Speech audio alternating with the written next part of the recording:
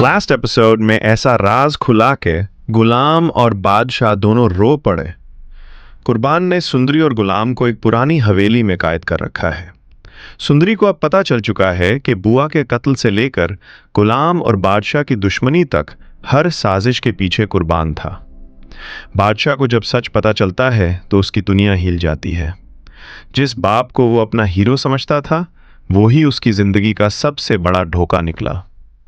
कुर्बान बादशाह को फोन करता है, अगर सुंदरी और गुलाम को जिंदा देखना चाहता है तो अकेला आ।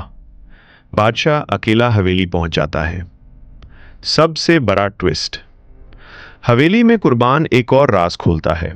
वो बताता है कि सालों पहले उसने सिर्फ बुआ का कत्ल ही नहीं करवाया था, बल्कि गुलाम के वालिद को भी झूठे इल्जामत में फंसाया था। उसका मकसद था कि दोनों खंडने लड़कर कमजोर हो जाएं और सारी जायदाद उसके कब्जे में आ जाए। गुलाम और बादशाह पहली बार एक दूसरे की तरफ देखते हैं और समझ जाते हैं कि असल दुश्मन कभी वो थे ही नहीं।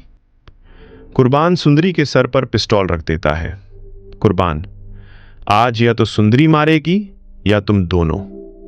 बादशाह अपना हथियार फेंक देता है।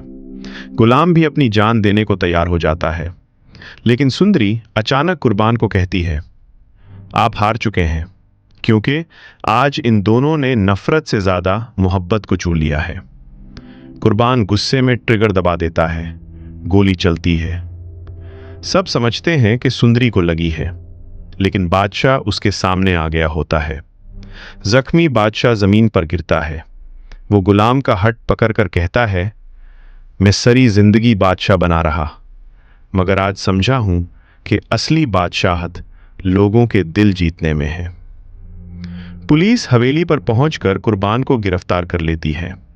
हॉस्पिटल में डॉक्टर बाहर आता है। सब रो रहे होते हैं। डॉक्टर मुस्कुराता है। ऑपरेशन कामयाब रहा। बादशाह बच जाता है। 6 महीने बाद गांव में एक स्कूल का इनॉग्रेशन हो रहा होता है।